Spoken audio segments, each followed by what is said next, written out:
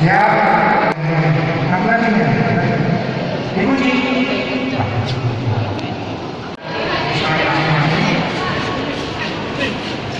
Habis ini lanjut ke bengkel. Kualitas yang satu silakan berdiri di depan siswanya.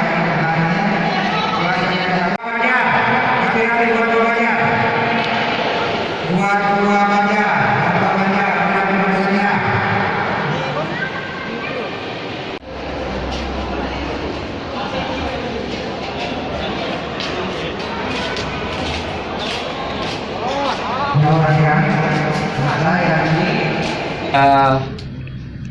Mengharapkan peserta didik baru itu hadir ke sekolah karena ada pertemuan lebih kurang 1 jam untuk menginformasikan tentang situasi sekolah, pengenalan sekolah.